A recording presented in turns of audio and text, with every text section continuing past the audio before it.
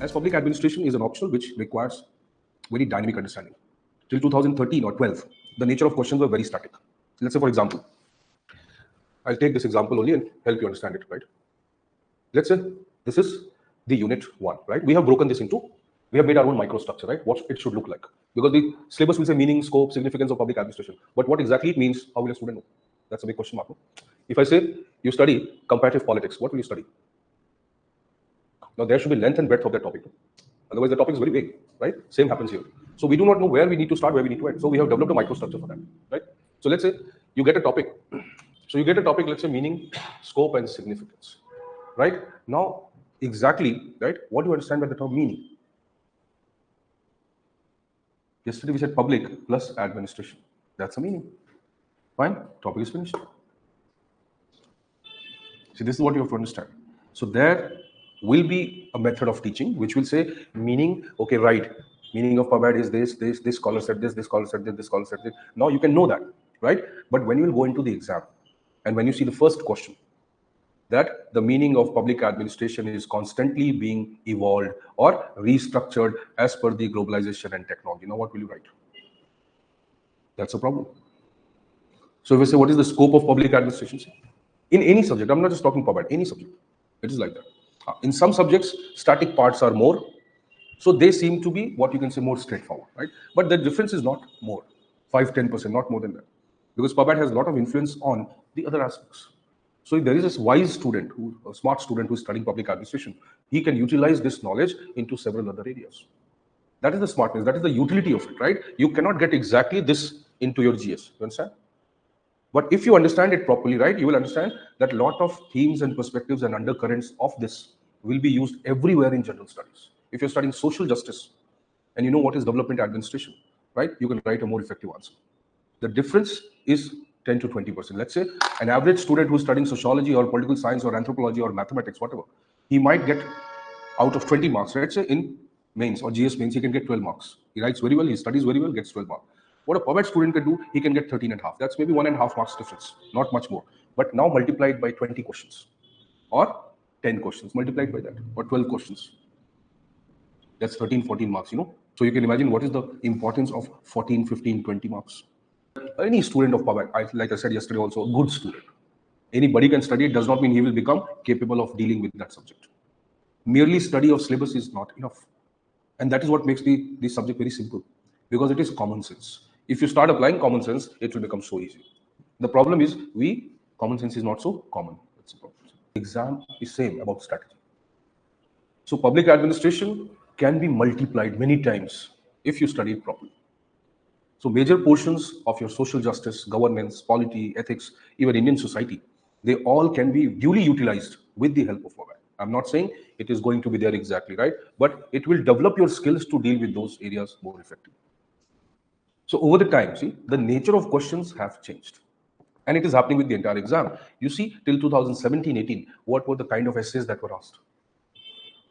Every coaching, it could very easily classify the types of essays that were to be asked. Environment, science and tech, gender, religion, they could classify it very economics, environment. So they could classify it very easily, because that is how the question was asked, right? Now see, most of them will say now the essays are philosophical.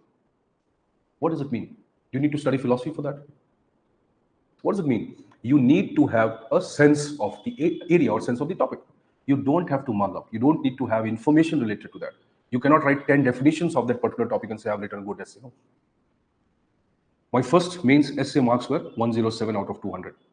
I thought I wrote the best essay in the world. I had already won certain competitions of essay, right, national level. So I thought I was writing a good essay. The topic was globalization would finish small scale industries. I chose that topic. I wrote it very well as I felt, but I got 107 marks. Then I had a friend who is now DIG right now, right? He's very popular also on social media. I'll not take his name. So I thought he was an average student, but he got 125 marks. And that made me curious that how come this person gets 125 and I get 107? Then I asked him what was the topic. He said, no, I chose women development something. I said, okay, how did you write it? So he told me, no, I started with this and this, and then I made a diagram and this, so whatever.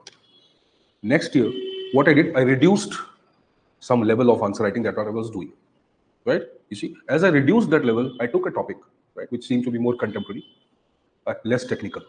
more generalized. I got 127, then 139, and eventually my fourth attempt 147 out of 200. That's 70%. All when I understood the trend of the exam. See, so every time it is not about updating something, right? Sometimes it is about reducing something. Sometimes it is about reorienting something. See? Every subject. See, in mains, you can score very well if you have clarity, if you know where to end, if you know where to start. Most of us get stuck because we have a lot of things to say, right? And we want to put all that into the answer, which is not needed. You might have infinite things to say about something, right? Why do you need to write all of that in the answer?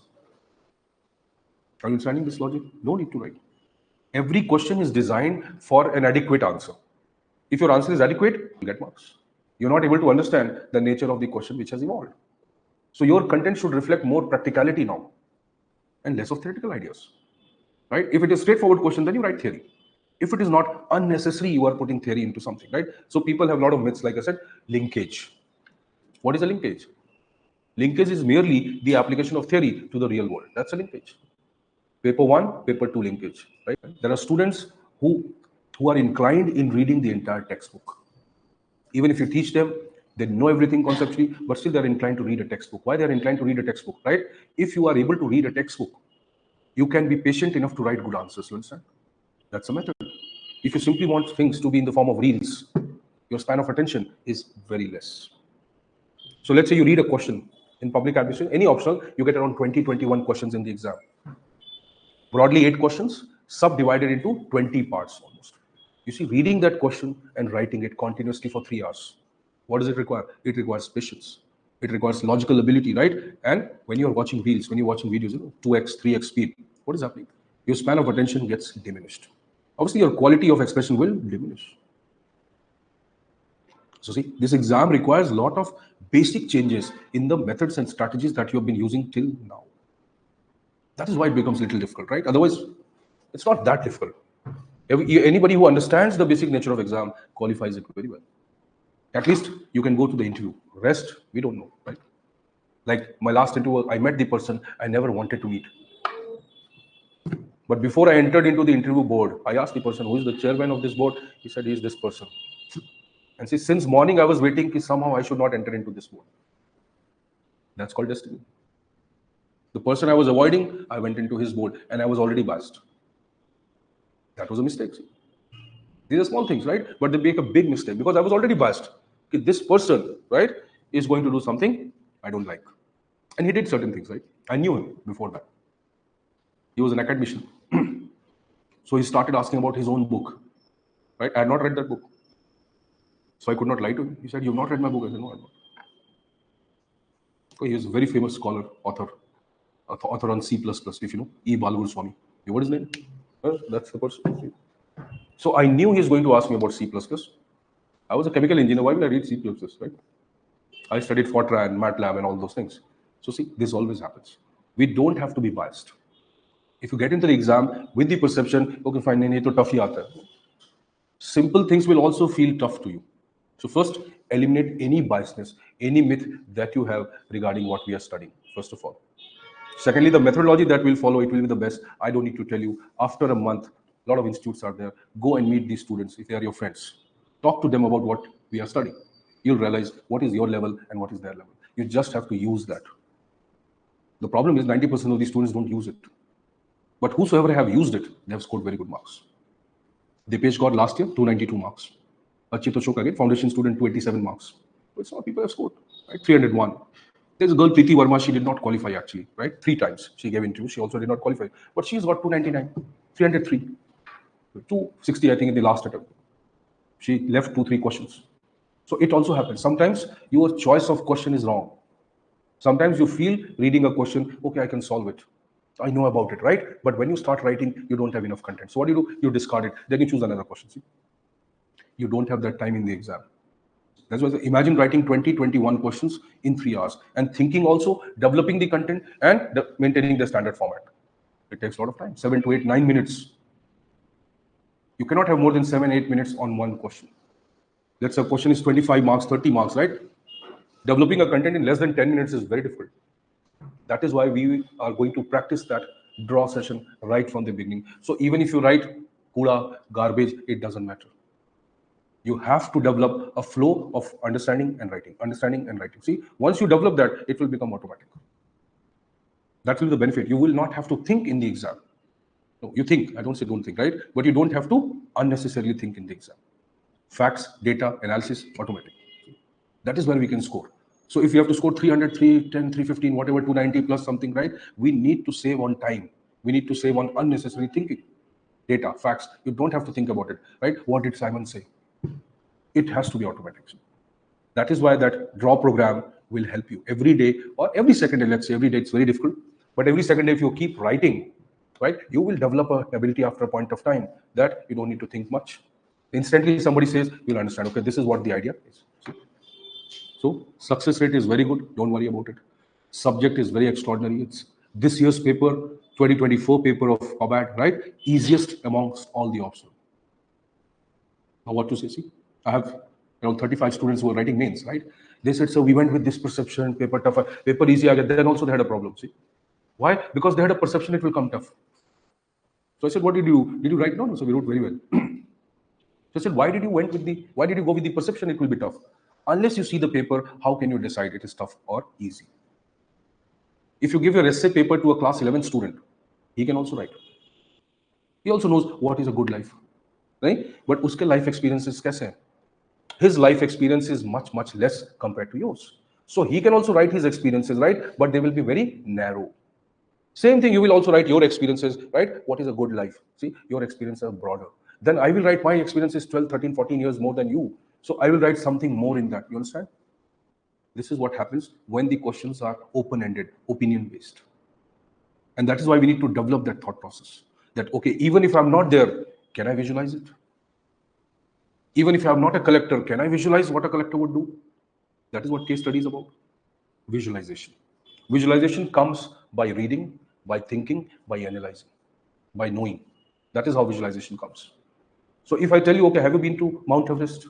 Obviously you'll say no, right? But can I ask you what will be it like, or what it would be like being on the top of the Mount Everest? Can you visualize it? Yes. Why? If you have information and analysis. So what will be the temperature? What will be the geographical aspect, right? What will be the climatic aspect? What will be the social emotional aspect when you're there? Now see, you can use your knowledge to visualize. So everything that you study, right? Ultimately, that is a kind of approximation. The one who has wider understanding, his approximations or her approximations would be better than others. That's the only difference between successful, not successful, or scoring less and scoring more. That's the only difference. Lot of information doesn't make any difference. Fine. So it's not like that. See, Karishma ranked 14. Right? She gave first attempt. She already studied somewhere. Then she came. She gave her first attempt. She got 250 some mark, 240 something. Right? Then she gave the second attempt. She did not get much. She got 270, 266 something. But she got 14 rank. That year, the scoring was very less for all the optionals. Every optional scoring was less. Right? This year, the general studies paper is very easy. It's straightforward. You understand? So what will be the deciding factor? Optional. And imagine the PubMed optional has come relatively easy compared to others. So always competitive exams will have some element of luck. You cannot totally control that. You read a topic, right? Exactly, you get that question in the exam. See, you'll be 5 minutes faster than the others. And you might save those 5 minutes, right? These 5 minutes will give you an edge over some other question, probably you did not know much. So we cannot stop, looking for upgrading our skills. And that is the only ability we need to have, not a lot of information. There is no standard protocol of writing anything. There can be a format, right? But there is no fixed protocol that he will also write the same way, you will also write the same. No. Your expressions can vary. Concepts, facts, data will be same. But expressions will vary. Somebody will describe Taj Mahal as a physical structure. Somebody will describe Taj Mahal as an emotional structure. See the difference? Are you able to understand what we are talking about? So now, so you don't worry about that, right? Scoring patterns are easy if we follow a specific format. If you are conceptually very good, we can definitely mold the content and make a good answer, right? There are a lot of areas where you'll not find enough content. Right? I'm giving you practical examples from UPSC. In 2007, UPSC General Studies paper, they asked a question. Pro tem speaker, right? Pro tem speaker in 200 words. Have you read about pro tem speaker? Speaker, have you read about speaker? Right? 200 words. What will you write? You have read about speaker. There is a speaker of Lok Sabha. Fine. He is appointed by. He takes vote. Who gives him, administers him oath? President. Right? He is the elected member of the Lok Sabha. Yes. Once he becomes speaker, he does not have party affiliations, even though he is from a party. Right? You cannot deny that. Speaker has certain functions to perform. He has a lot of administrative functions to perform. He has functions with respect to legislative procedures in the parliament. Right? He is also the presiding officer as well as the what you can say the accountability officer of the parliament. Ensures ethics in parliament. Right? Ensures propriety in parliament. Now see, if you want, keep writing. Right? But most of this will be implied. There is no direct information which you can write in 200 words regarding speaker. So what a smart student will do. Now let's say a ProdEgy student, he knows certain perspectives. What will he do? Recently, the scope of speaker or the role of speaker has become very vital, especially in the context of coalition era. Now see, that's a smart student. Now he's building the content. See, why? Because now speaker's position is very important because there is a coalition government. Multi-party systems are already there, right? But you see, the coalition governments are emerging. In coalition government, what happened? It is very important to maintain the ethics and discipline of coalition. So speaker's position become very vital that he should not seem to be biased to any political party. He also maintains the moral and ethical philosophy of the legislature or the constitution. How? If he protects and supports the opposition MPs, right, which is the government, right? Because speakers generally come from the majority party. That's a convention, right? That's not a rule, but that's a convention. So if he favors the MPs from the party in power, right, he is declining, he's eroding the sanctity of the parliament. Now, see, if you're a smart student, you can add to it. You can give contemporary examples, right? Speakers, power of qualification, disqualification. Right? Role of speaker in maintaining the integrity of parliament. Role of speaker in financial bills. Role of speaker in budget. Role of, see, if you want, you can develop 200-word content. But when will this happen? When you have thought about it. See? You cannot simply go in the exam and say, no, I'll think everything here. Waste of time. Right? So obviously we are going to do all that. Not necessarily everything will be necessary in the exam, right? But a lot of things will help you in making quick decisions, developing standard answers in the exam. So we don't work only for the content and the notes. We also work on your ability, which improves over time. And that you will realize yourself, right? There's a very famous saying, right? A mithai wala had written on his shop, if you are dissatisfied, tell us. If you are satisfied, tell others. That's an advertising. So advertising, quality is the only advertising. I don't believe in any other advertising. All is myth, right? You are in the era of post-truth. You understand what is a post-truth? We say we are in the postmodern era. What is postmodernism? We study that in ProdEgy. Online, they are all mute. What is postmodern era? If you see a painting, if you write a poetry, right? You have written a poetry from your perspective. Now you go and read that poetry, fine? It may have any logic, right? Whatever was the basis on which you wrote the poetry. So you have your own experiences and context in which you wrote it. You go and read it. There are several audiences who are listening to this poem. How will they interpret this poem? As per their context. See? So somebody's girlfriend has left him. Now he's interpreting the poem in that way, right? Somebody's near and dear one has died. He will interpret the poem in that manner. See? This is called deconstructing the truth. Everybody interprets the truth as per its own context. That is called postmodernism. So there is no truth. Yesterday also we talked about 4 perspectives regarding a boy getting slapped. Simple. All 4 perspectives are correct, right? But from their context. So everybody looks at the truth, concludes from it as per their ability and understanding. Understand? So there are people who will say meaning of ProdEgy means this. And there are people who will say, no, meaning of ProdEgy means this.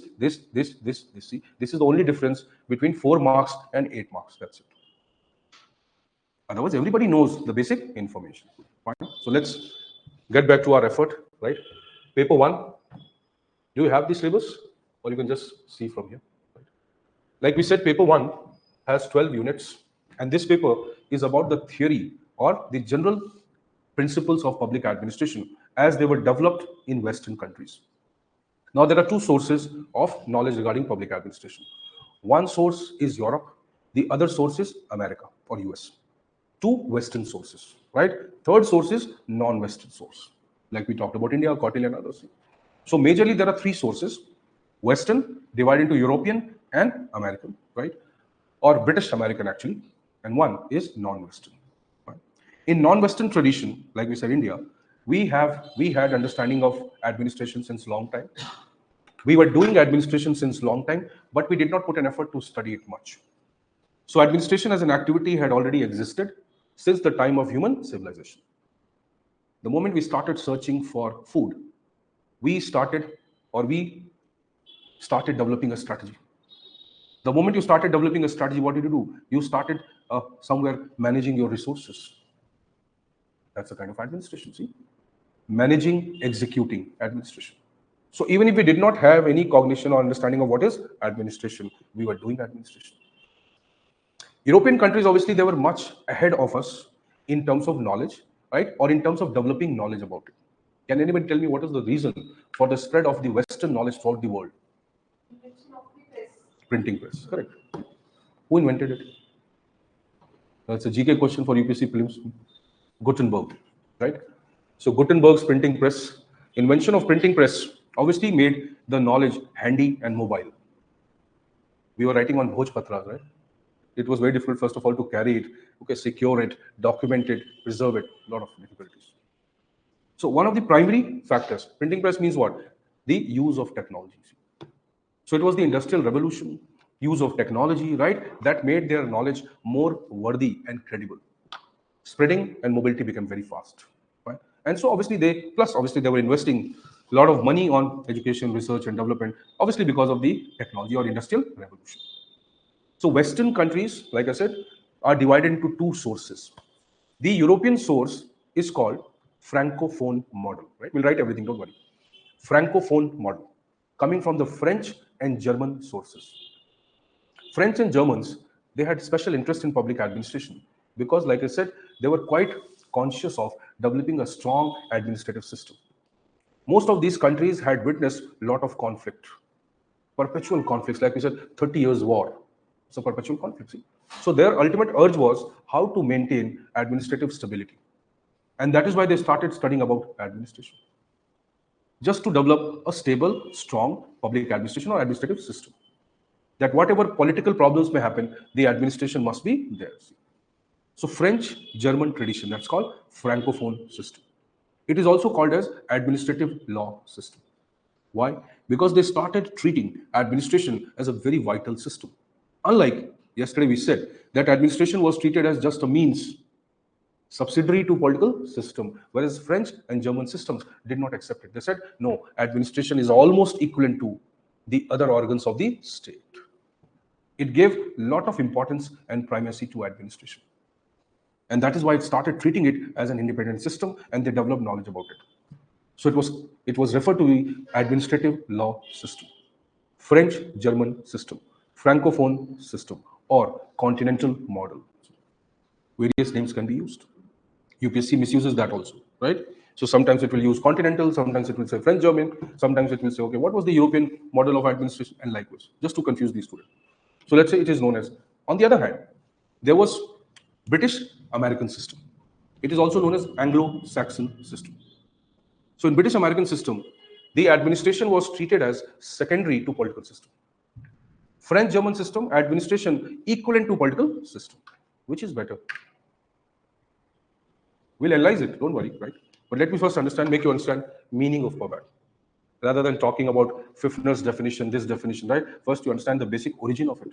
Then you'll understand the meaning of public administration. So let's say which one is better, where the politicians can control administrators, or where the administrators and politicians have the same status, where it is better. So you're making elected and recruited same. You're thinking from UPSC aspirants perspective, right? What about democracy? See, elected representatives have to control administration. You're saying elected representatives and recruited officials should be same. So you did not think, what about the accountability of administration? See, administration is there for 35 years. Politicians are there for 5 years. Who is going to ruin the system more? Administration. That is why we are conscious about administrative corruption. Political corruption, so we have taken it as normal, yes. Right? They will come, they will be corrupt. But the moment it's about administrative corruption, we become very conscious. Because we know a person, once getting into the system, will remain there for 30, 40 years of his life, and he knows everything inside out. If he is the one who becomes corrupt, right, the entire system is unstable. It is losing its credibility and integrity. So let's say this is one model, right? In simple words, that political representatives must control administration. In one, political representatives must not interfere with administration. But as all of us, like UK, US, and even India, we are mostly focused on the democracies. In fact, they are also focused on democracy, right? But our urge was predominantly democratic. For example, US became one of the first developed democracies of the world.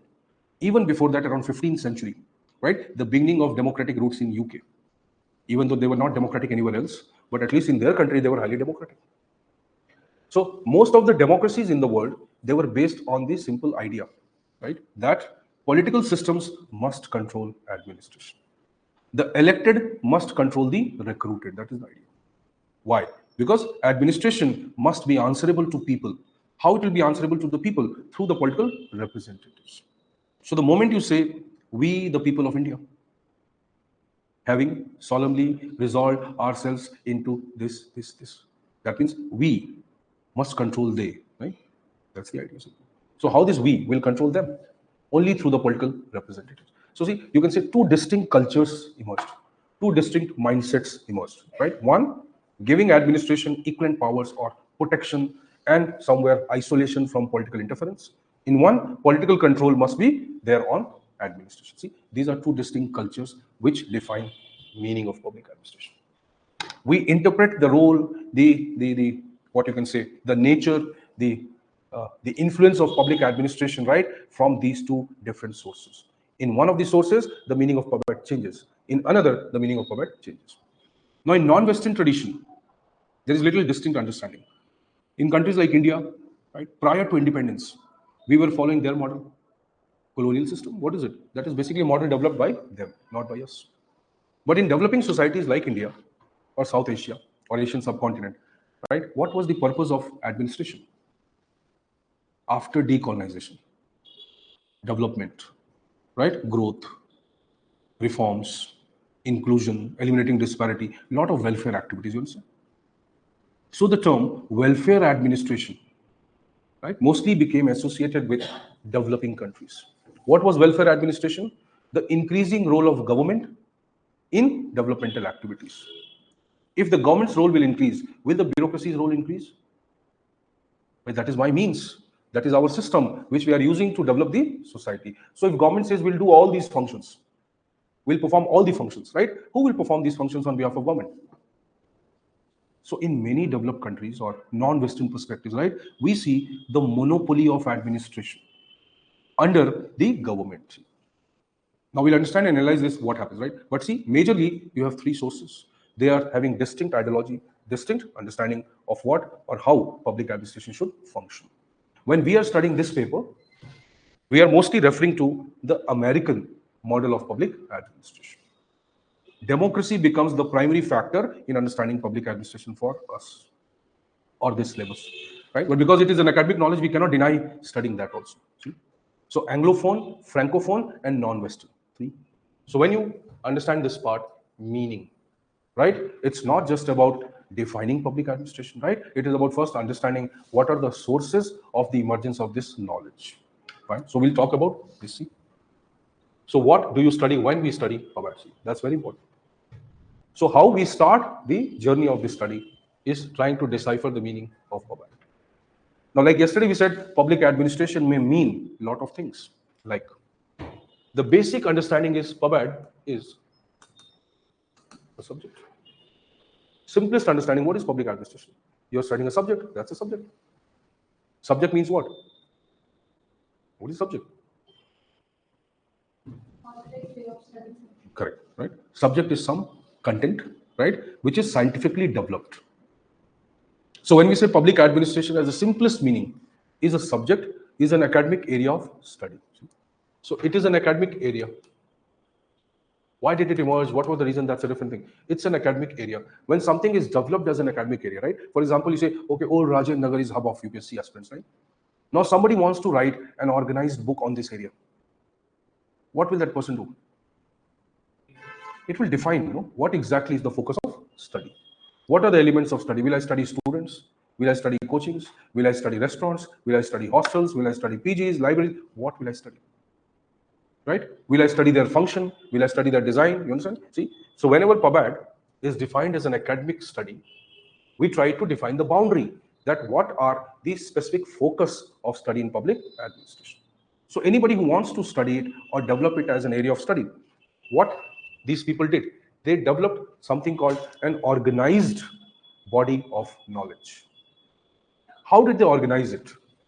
That's a question mark. There are several sources. Everybody tried to study it from his own perspective, right? So most of these scholars who tried to develop an organized knowledge, they followed something called scientific method. What is a scientific method?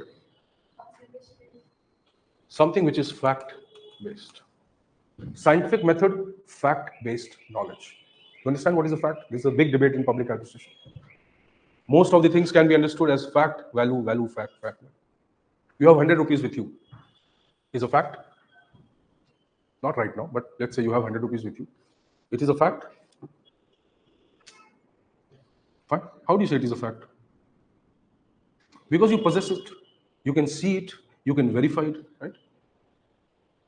Plus, governor has mentioned there, kindly give the bearer the 100 rupees. I promise the bearer 100 rupees. So it is proven also. Okay? So see, it's a fact. What will you do of this 100 rupees?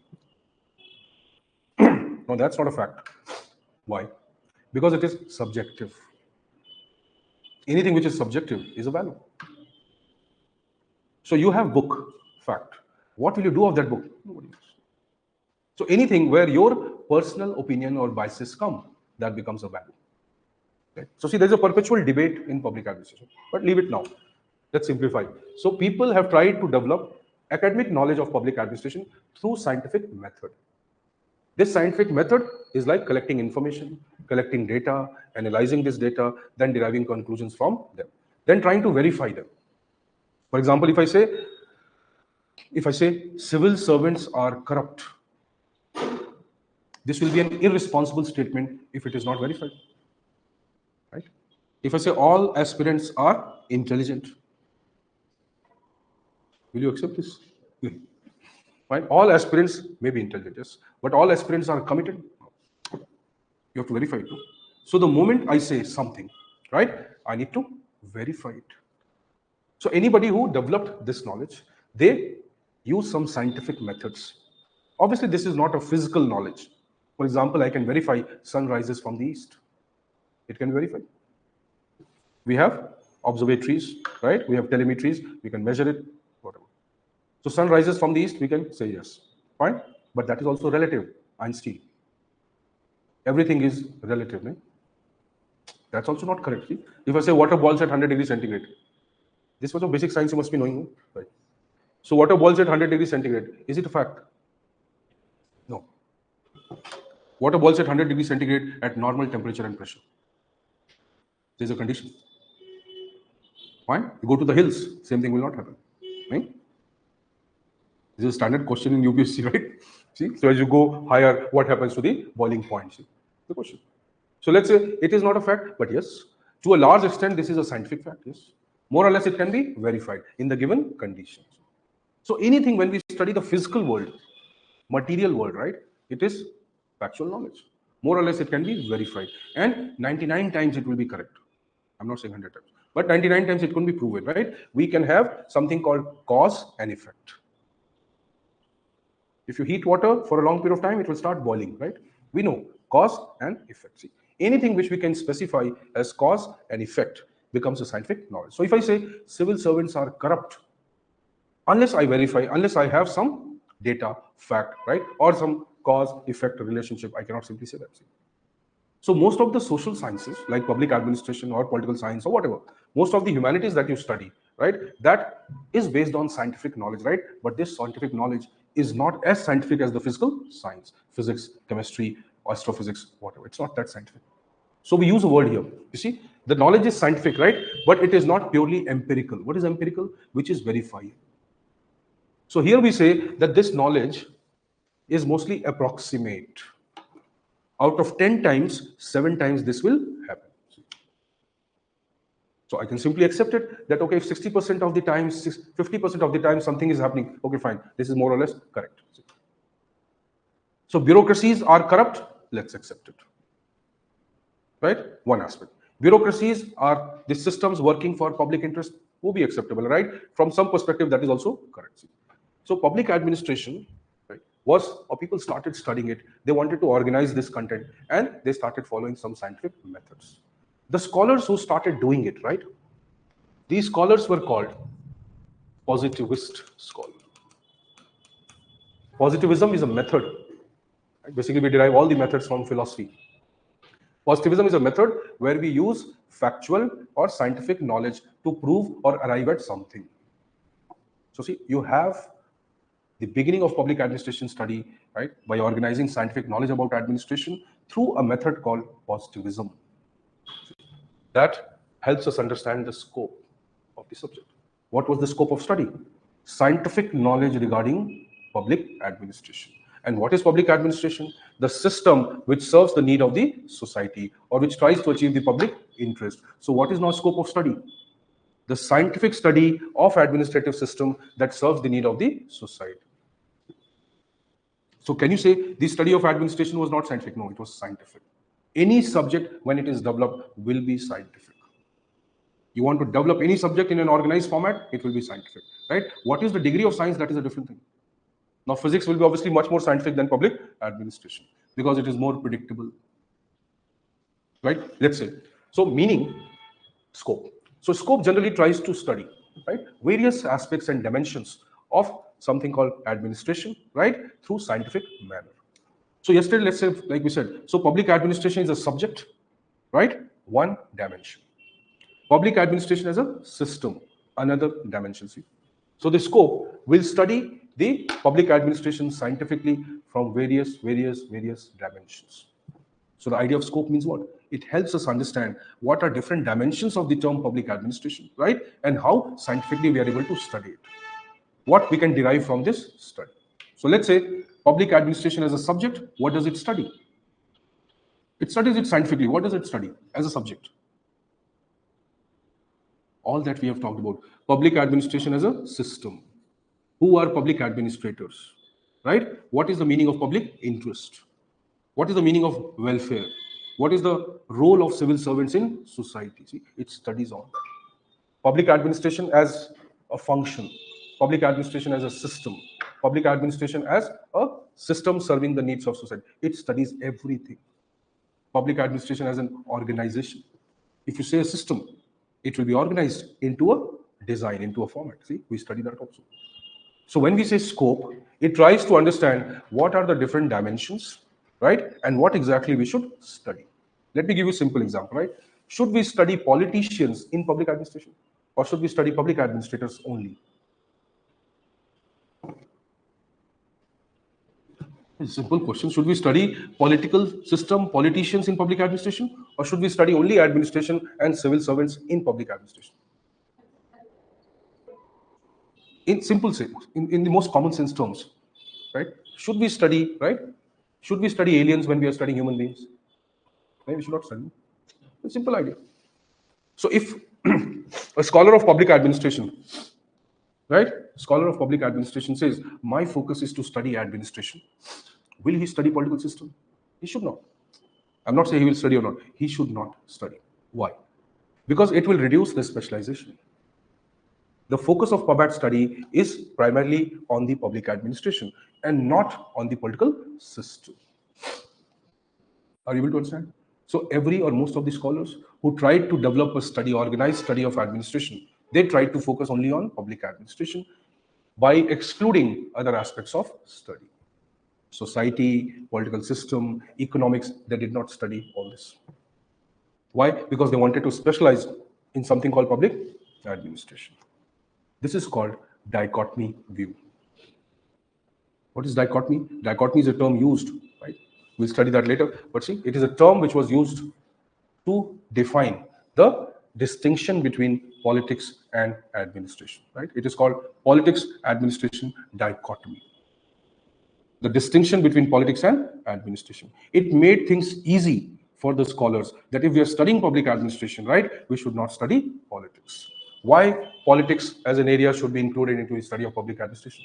Why politicians should be studied with public administrators? See, simple idea. So if you're talking about the engine of the car, you'll not study the body of the car, as simple as that. That's the idea. If I'm studying the engine, I'll not study the tire. See, as simple. So many scholars said that we'll take a dichotomy view of the study of PubEd and it will reduce the scope of study. Why? Because it will not study something called political system or society or economics. It will simply study the public administration. Or let's say it will study administration. So certain scholars now started developing knowledge on that. So when we study scope, we first focus, we define the area of study. What is it? Not politics, not society, not economics, but only administration. Right? Now, some other scholars also entered and they said, okay, fine, you're studying administration, right? But administration can be done anywhere. You agree with this? Okay, what is Ankur? Bureaucracy and PubEd are exactly same. See, PubEd is the area of study, Ankur. Right? Bureaucracy is just one of the aspects of PubEd. PubEd is a very broad area of study. So when you say civil services, that you can equate with bureaucracy, but not public administration. Only one aspect of public administration, that public administration as a system, is what? Bureaucracy.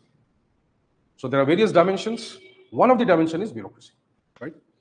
So let's say there are certain scholars who come and now they start, discussing the idea that you're talking about administration, public administration, but administration is done everywhere. Every system in the world requires administration. There were certain scholars, European scholars. They said, if you have to run a family, you require some form of administration. You have to plan, you have to manage resources, somebody has to make decisions, right? So there are a lot of administrative functions which need to be performed there. Then certain people said, see, if you talk about industries, economic systems, religious systems, anywhere you require administration. So are we going to study administration or are we going to study public administration? Now that was the second level of analysis. That when we are studying public administration, are we studying only government administration or are we studying all forms of administration? What is your view?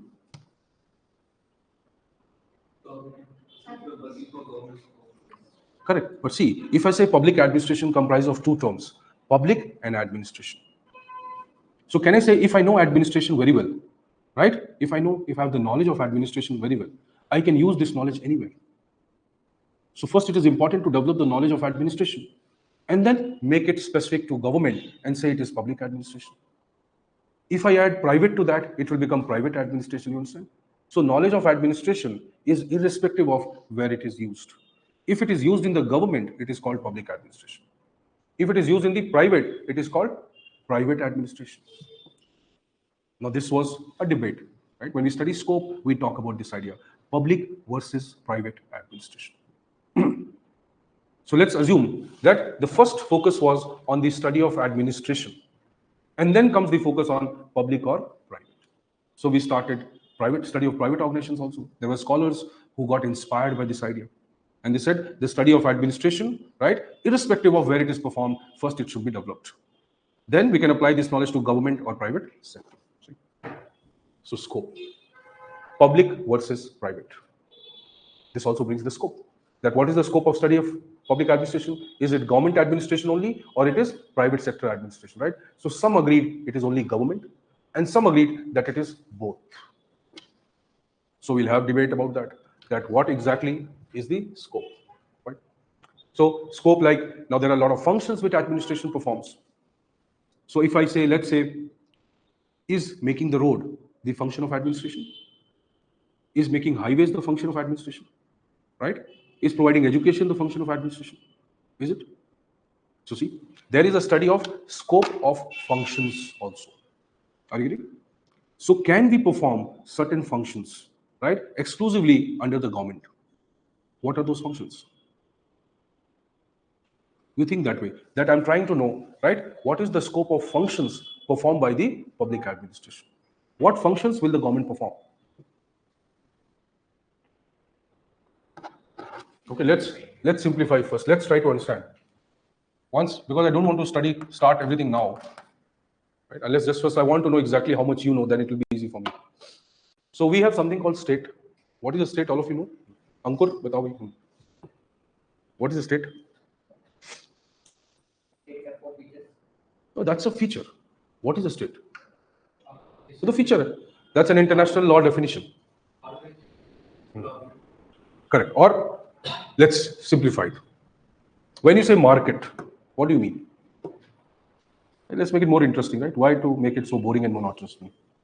Political entity. Correct, Sharad. Right. So when you say market, what does it mean?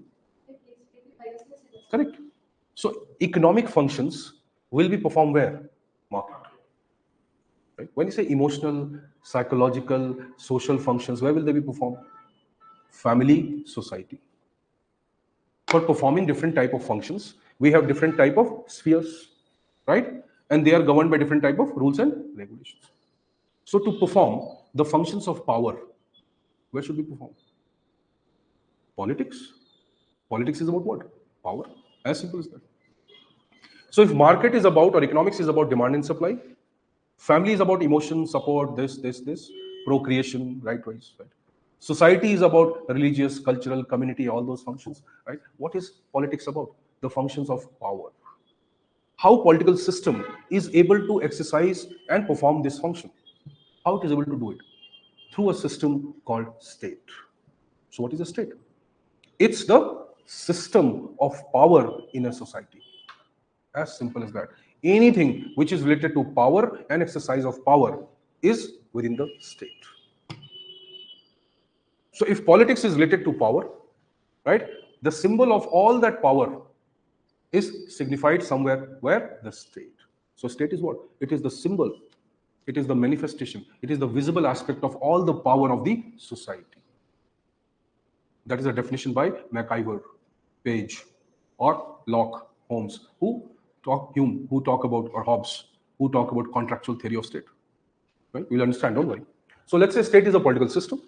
It performs the functions of power, right? What does it consist of? Now, classic definition of state, right? Or classic design of state. That state comprises of 3 organs. What are these 3 organs? Judicial. That means any political system governing any society, more or less, will be having these 3 organs. Right? What is this idea called? What is this principle? Correct. Separation of power. It was given by American philosopher and political scientist Montesquieu.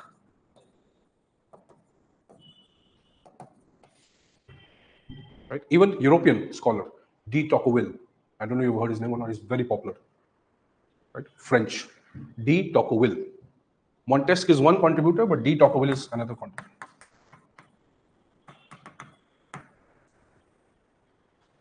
See? So they give the idea of separation of power, and this basic philosophy is called pluralism. Right?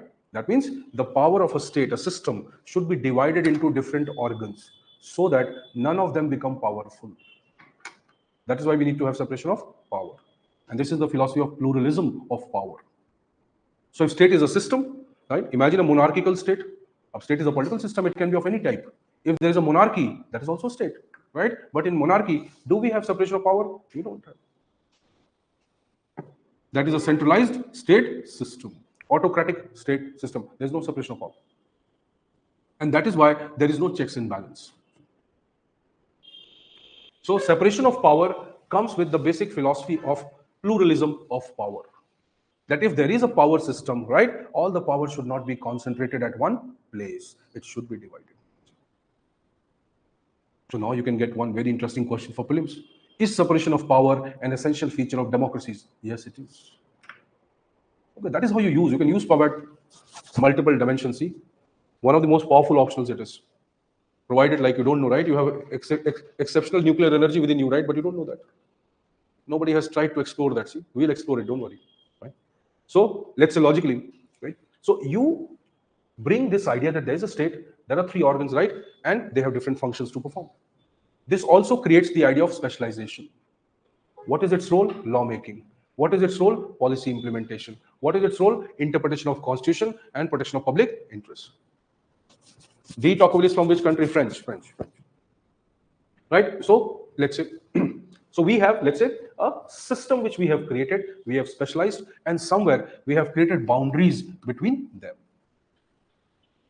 So we do not want them to horizontally encroach upon each other. Right. Now see, so they have functions. How will this perform its function? Now what executive does? Executive is basically the government, right? Most simplest sense, it is government. What executive does? It will hire certain people. Or you can say it will hire civil servants. These civil servants will be like the agents of the government, hired by them to perform certain functions. That is why you are recruited through an examination. This system is called administration or public administration. But if you understand this logic, see, administration means certain functions or a system which performs certain types of functions. For example, see, understand it very logically. This remote, it will perform certain function. This will perform certain function. Why their designs are different?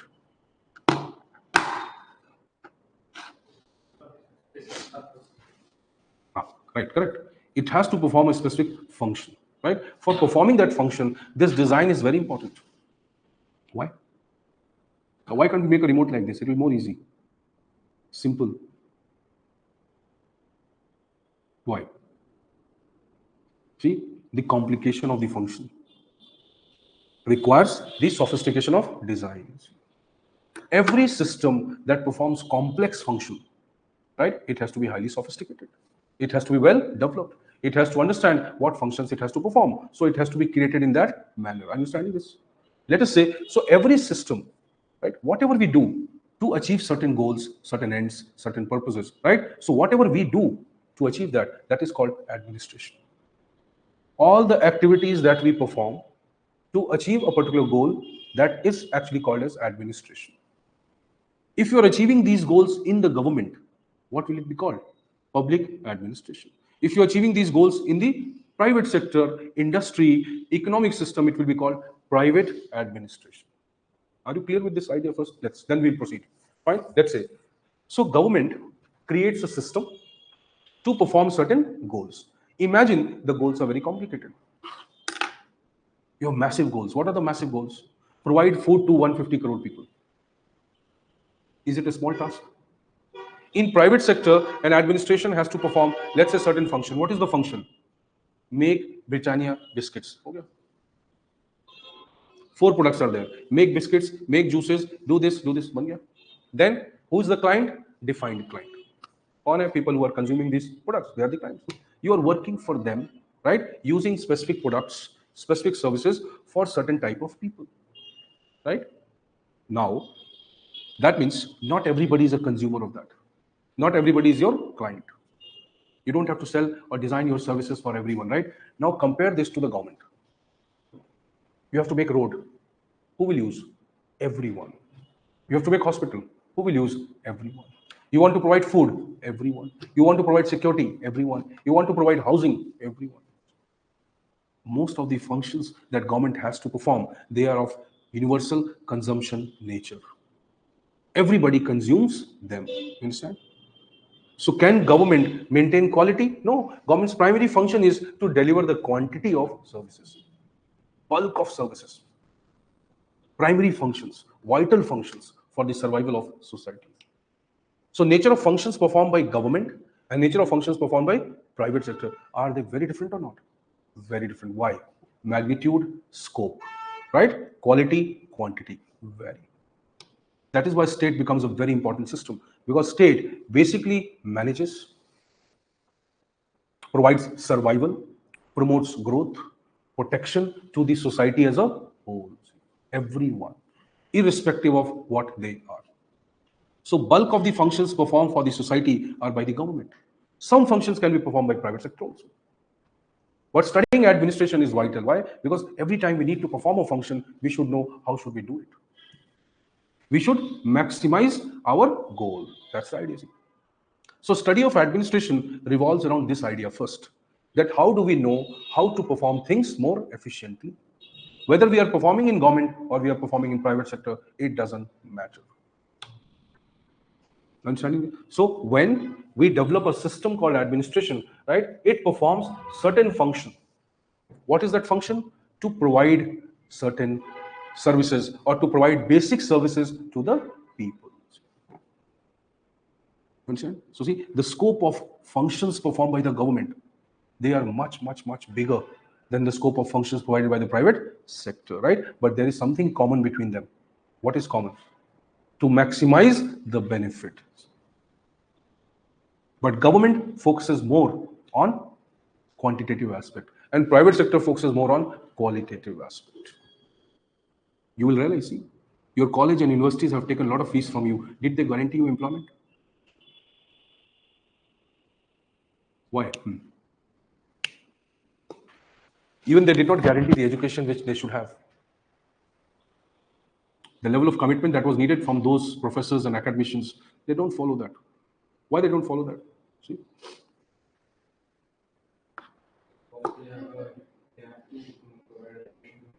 No, that's correct. But see, when they are teaching, they can teach well.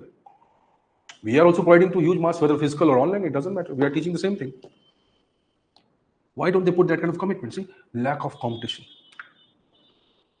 So why markets try to function on qualitative lines? Because there's competition, right? There is extreme competition, plus there is the demand for quality and not just quantity. On the other hand, government has no competition. Can anybody else make the passport? You can outsource the passport seva to TCS. It's okay. What is TCS managing? Only the infrastructure, no? Technical infrastructure, logistics and all that, see? So TCS, right, will work as a contractor to the government. But who will authorize this service? Government, see? Can you get a ration card from somewhere else? Can you get arms license from somewhere else? See? Government has monopoly over vital functions of the society. And that is how we understand the influence of public administration vis-a-vis or with respect to private administration. So most of the developing societies, anywhere you say, wherever the government as a system, right, performs functions or exists, it performs most of the dominant functions of the society. And the primary purpose of the government is to provide these services to everyone. And that is why it fails to provide quality services. But that is true. That the primary role that the government will play is more of the survival and protector. Its ultimate ambition is not just to develop quality services or put that butter on the roti. Its primary function is to provide the roti first. Only naan, no butter naan, right? Dal, no dal makhni. Yeah? That's true. If you feed dal makhni, go somewhere else. So here the government will provide only the essential services. So government, what it does, it monopolizes services. And on that aspect, public administration monopolizes the services. So see, we'll try to understand all that in, let me just erase it. Right? All that here. Meaning, scope, now see, significance. What is significance? That is the significance. That public administration or the government, what it does, it makes a society survive. It makes a society grow. It protects the society. So what are the nature of functions which public administration will perform? Most of the vital functions of the society. What are these functions called? See? Significance. Most of your development or developmental functions are performed by public administration. Most of your regulatory functions. Like if you want some things you can write, it will not offend you, right? If you write something, right? It will help you in some way. At least remember the syllabus. Knowing the syllabus is very important. At least superficially. See, developmental functions, regulatory functions, right? Security functions. Does public administration provide subsidies, public distribution system, right? Free ration and all those things to the people? Does it provide all that? So we can also say that it performs developmental, regulatory, security, and inclusion functions. What is inclusion? It tries to include everyone, right? It tries to create the system just and fair for everyone. It does not discriminate between poor or whatever, right? Though it discriminates, but still it's okay. Provide justice, correct? Right, Ankur? Right. So inclusion or justice, then does it also create some revenue and finance so that it can perform these functions? So governments also perform, right, some commercial functions. They earn revenue, they earn money, right? They perform commercial functions, they perform financial functions, right? And likewise, defense, that is strategic function. So government is performing strategic functions also.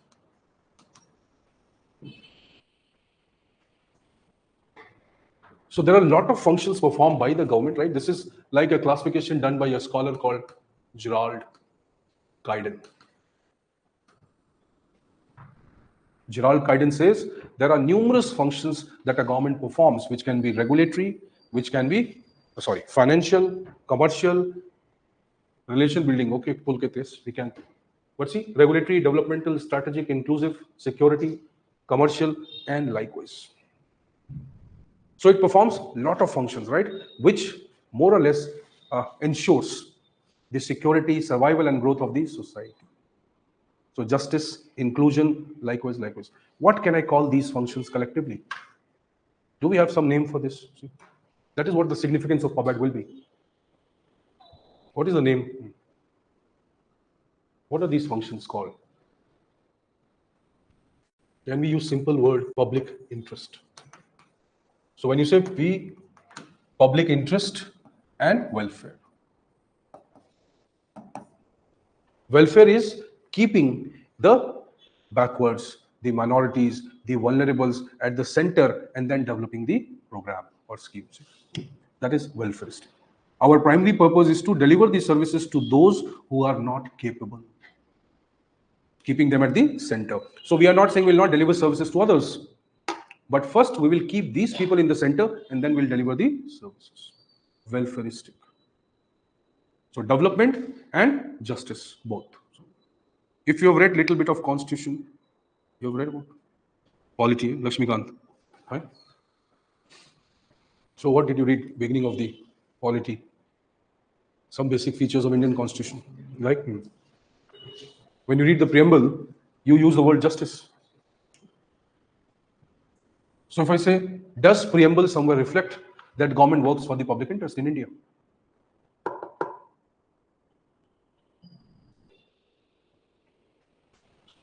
Lakshmikant has one institute called Braintree, Hyderabad.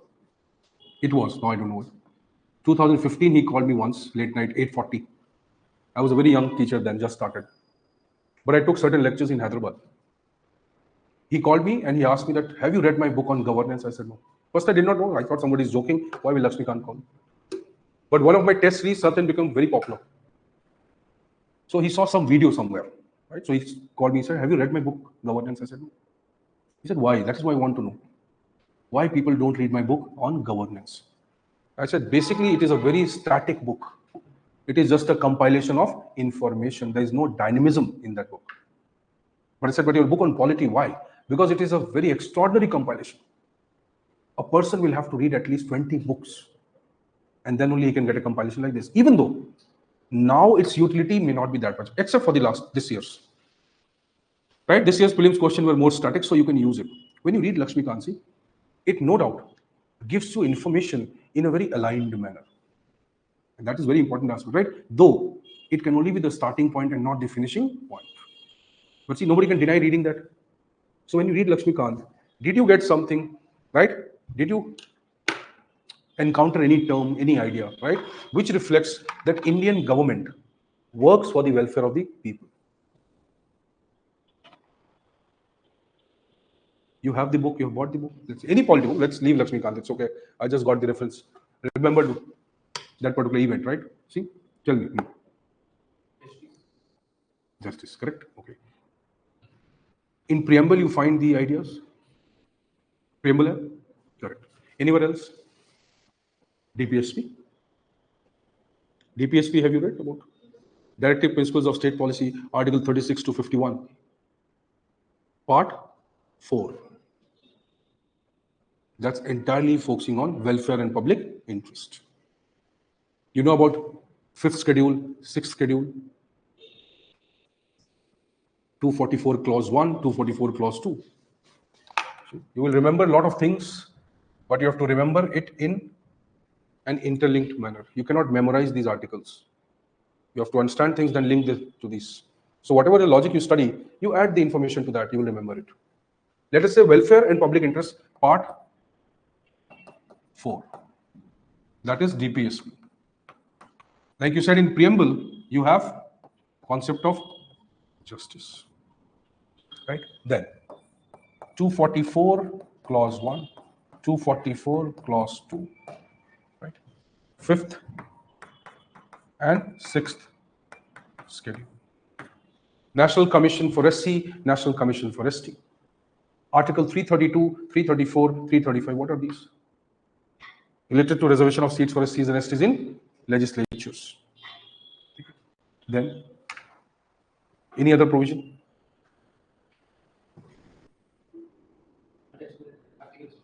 Fundamental rights. But fundamental rights are mostly for individual rights, protecting the rights of individuals.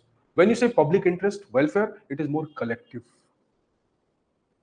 I'm coming to that idea. See, so when you say what are these functions which the government is performing, what is the primary purpose of these functions?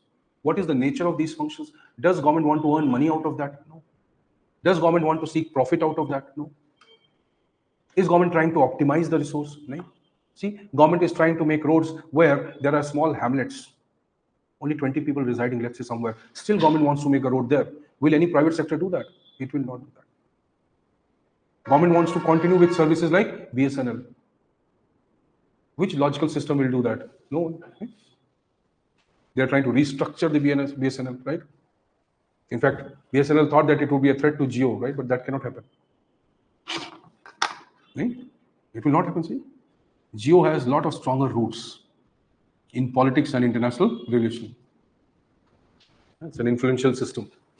So, see, governments will perform certain functions, right, which private sectors will never do. Which no, not even profit seeking, but any system which values finance and resources will never do that.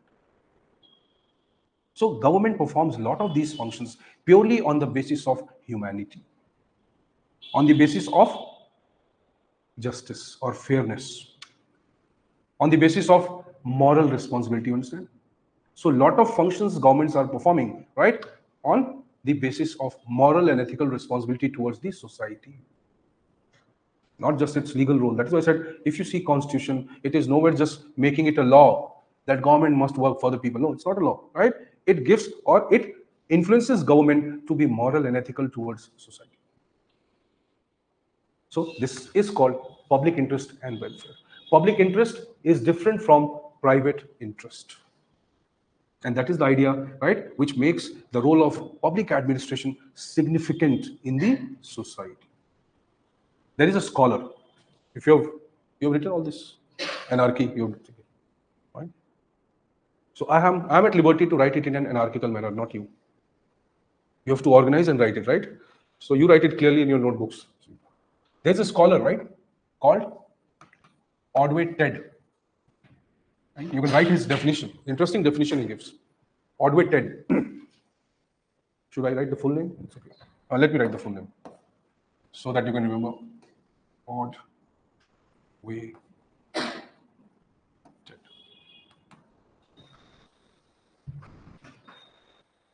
Is it visible? Okay. Ordway Ted says, public administration is a moral act, right? Public administration within quotes, quote unquote, you can write it.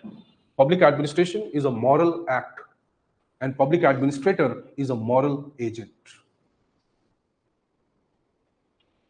Public administration is a moral act and public administrator is a moral agent, unquote. This definition, see what it does. It makes public administration the system which protects social justice, which promotes social justice, which works continuously for those who are vulnerable in the society.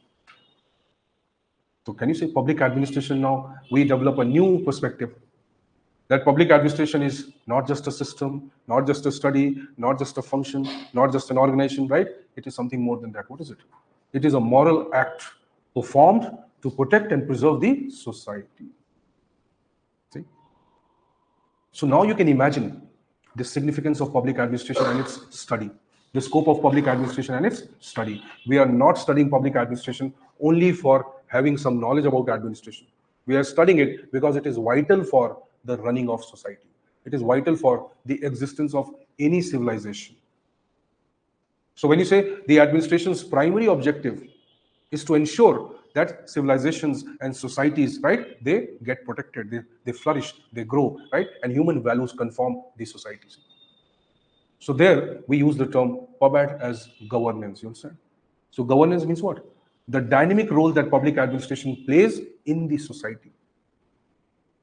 Traditional idea of governance is that government performs several functions in the society through what? Through administration. When administration is performing these functions, right, it interacts with the entire society. So what happens now? We understand the nature of functioning of the administration. We are able to understand how administration is vital, necessary, and how does it impact the society. So when you study these aspects, how society impacts administration, right? What aspects of administration are changing? What are evolving? What reforms are needed? See, when you study all this, that is called governance. And when you say that we want this process to be good, to be ethical, right? To be citizen-centric, then we use the word good governance, ethical governance, citizen-centric governance. So governance in simple way means what? The manner in which the government or administration is functioning in the society and how it can be improved. Later on, obviously, there are several ideas regarding that, right? As government's role should reduce. So we'll talk about all that, don't worry. So see, every or significance of public lies, right, primarily in its role of protecting and preserving or promoting the public interest in society. Now, there was a lot of debate, right, that what exactly is the public interest? Now, you will ask this question, that what is public interest now? So we have talked about this is public interest, right? Welfare, justice, equality, resources, whatever, survival, maintenance, regulation, management, defense, security, finance, trade, a lot of functions, all are public interest, right? Correct? See? But how do we know exactly, right, that what is the nature of this public interest? That means, let me say, I am performing social justice functions. For whom? For vulnerables, correct? Right? What about the others who are not vulnerable? Should I not perform functions for them? We have just talked about the goals, right? Or the functions we need to perform. What should be the basis of performing these functions? If I work only for minorities, STs, will that be public interest at the cost of others? Right? See, now you disagree with your own statement. You just said that performing the functions for the vulnerables is public interest. If I perform the functions only for them, will that be public interest? Now, why not? You just said it is correct. See, so what is it? What principles? Understanding what is a principle? The basis, right? What parameters can be used to understand that what functions we are performing, they are actually in the interest of society or not? See, you protect a particular community, good. This creates a problem for the other community, it is not good. So can you say that public interest simply means performing the functions for those who are vulnerable? No, because what will happen to the rest of society? In a democracy like India, right, how electoral system works? A person gets 30% votes and he becomes the winner. That means technically 70% have voted against him. Right? This is called first past the post system. So out of 100 voters, right, only 30 voted in favor of this person who won the election, and 70 voted against him.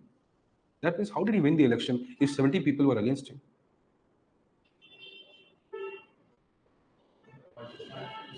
On social media, you'll find the highest number of likes and views of the videos, right, which have no meaning. It's a big mystery, who likes them, who views them, right, which have no meaning. So to prove this point, there is a person who made a video on, right, how to draw curtains and how to put curtains. He made a video on that. It had millions of views. He wanted to prove a point that how free Indians are, how much time they have. See? So how to open a box, how to close a box. If you made a video on that also, that will also may have millions of views. It's not appealing to your brain, no? It's comfort, right? So let's say just now you accepted the idea that public interest is serving the interest of those people who are vulnerable, right? What about others? Like I give you an example of this.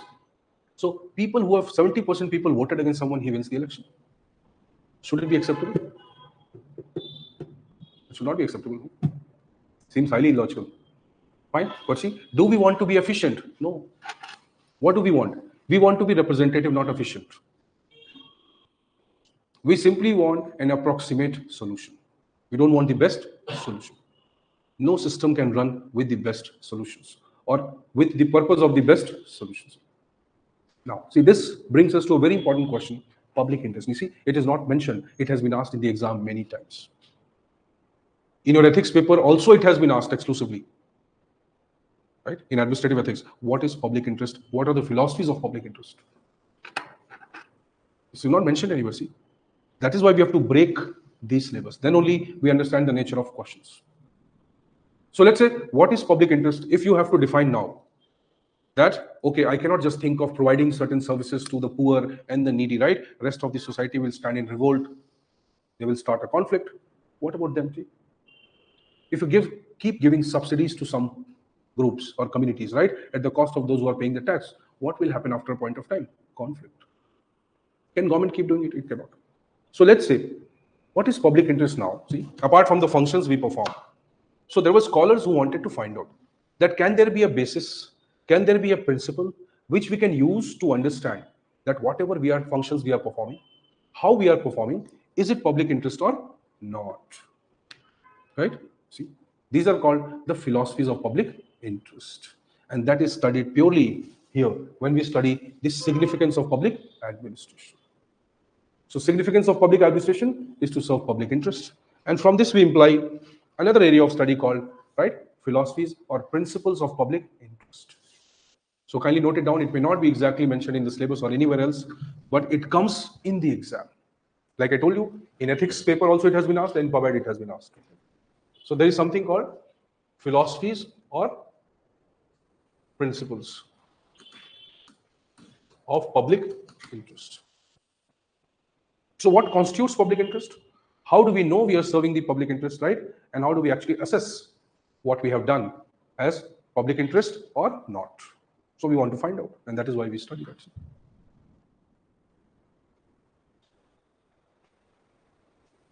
So now, so this becomes a very important area of study. Then, obviously, when the role of public administration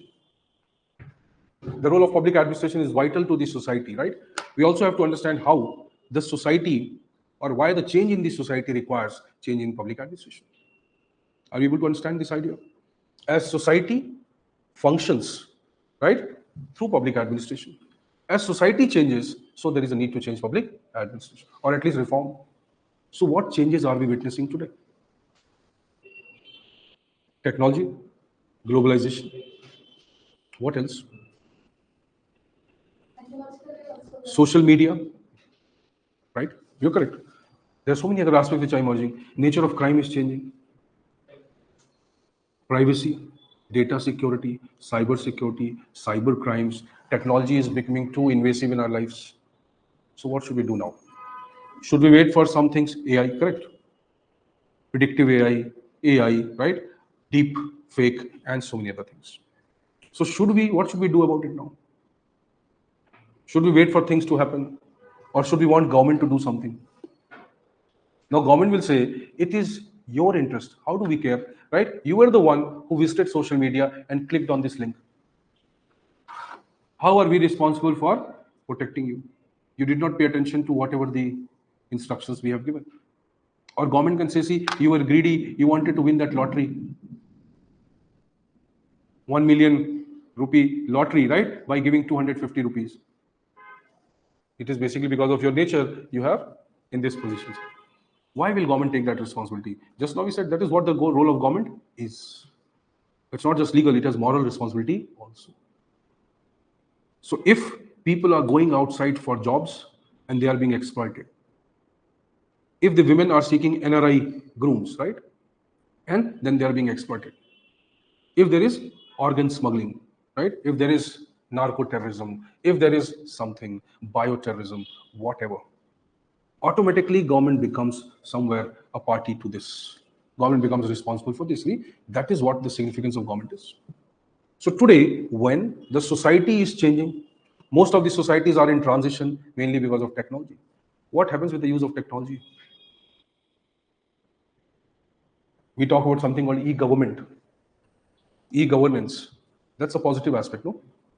We are talking about the use of technology by the government, right? What happens to the society when technology impacts the society? What problems will emerge because of technology? You can think a little bit, it's okay. It's your brain, it will improve. Correct, right.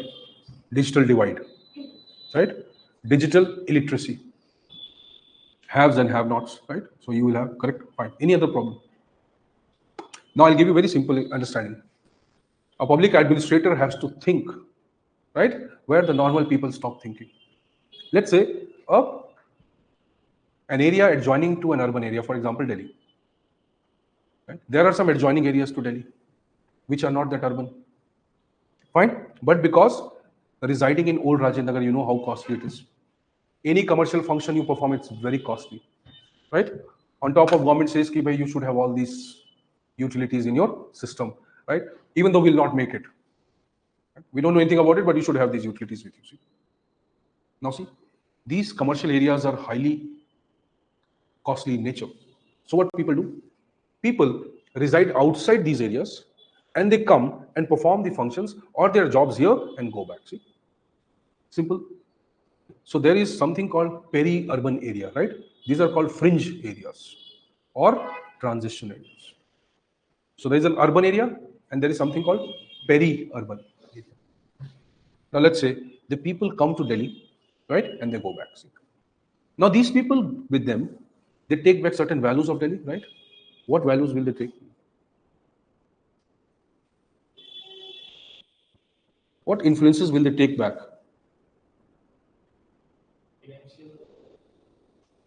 UPSC chai wala, momos, metro ke niche wala momos. This will they take all these influences? They will bring something with them. No? See, they will bring a lot of urban culture. They will take back this urban culture. So there are people who might not be directly coming to the Delhi, but they will get impacted by this. Will it bring some cultural change there? Let's say these people are mobile users, technology users, right? And they see or they get exposed to a lot of things. They take this exposure to those areas, right? When they do that, those people still are not exposed to these things, right? But they get this influence in bits and pieces. Oh, this is what happens in Delhi. This is what happens in urban area. See, we should start living like this. You understand? Lot of B towns in India. If you know, if you are studying Indian society properly, you will know a lot of B towns in India, right? They are witnessing a drastic increase in number of elopements, love marriages, and divorces, which was not at all visible, let's say 25, 30 years back. In last 20, 25 years, right? In spite of their lifestyle being still rural, their mindset, their cultural value system is becoming urban. Why? Exposure to technology. They have access to a lot of information. They have access to a lot of videos. They have access to a lot of changes that are happening across the world. But they are still not ready to accept this change. They are not capable of accepting this change. You understand? Take the simple example of Gurgaon, Faridabad, Noida, Ghaziabad, right? All the NCR region. What happened? Instant money they earned. By selling the land, government acquired the lands for airports, for malls, for offices, for corporate offices, for metros, and it paid them a lot of money. These people who were living normal lifestyle, who had a highly patriarchal mindset, instantly they got material benefit now. Instantly they got money. See, that kind of money doesn't come with hard work. When that doesn't come with hard work, what will happen? Will they value that money? They'll not value that. There's an entire case study on that, right? One of the villages in Haryana, right? 80 Scorpios were bought by that village. Anand Mahindra actually visited that village to find out what is so unique about this village that village folks are buying Mahindra Scorpio, and that to not 1, 2, 3, but 80 Scorpios. Lot of money earned by land acquisition by the government. Because of that, they started, or their role declined in agriculture. They did not find agriculture to be lucrative. They have a lot of money, right? So they started giving on contracts or whatever. Not much inclination towards agriculture. When this started happening, let's say one generation, comes the next generation. Now money doesn't last generations to generation because they do not have that culture of money. They started spending it and not investing it. Next generations deprived of money, deprived of land now. What do they want? Now they want reservations. You see, and go analyze sociological analysis of the demand for reservations, emerging demand for reservations in these regions. Why? Especially the decline of agriculture and the land they have sold now. For they don't have property. Now they don't have money in the next generations. All the money spent on Scorpios and Havelis and Dhabas and whatever. Alcohol culture, purely because of that. See? So this is where an administrator who has to make policy has to think. Obviously, right? Politician will not be able to think that much. That is why you are studying all this. So see, a public administrator who has to make a policy, right? Urban-rural divide, right? He wants to understand how a policy would be framed for urban areas and for the adjoining rural areas. He will have to think that way. So when technology comes, a simple technology, exposure to certain global changes, right? They can bring such fundamental change. Culture, food habits, lifestyle, clothing. When this will happen, the administration will have to face typical challenges to deal with them. Nature of crime will increase. See, we are now moving towards more brutal crimes, you understand? They are called crimes of passion. Crimes of passion, white-collar crimes, online frauds, scams, and likewise. See, entire online scam operating from certain regions of this country, which are educationally very backward, Mewat, Rajasthan, Haryana, Jharkhand, Bengal. These are the 4 major regions in this country, right, where the dominant online scams are operated from, and majority of them are illiterate.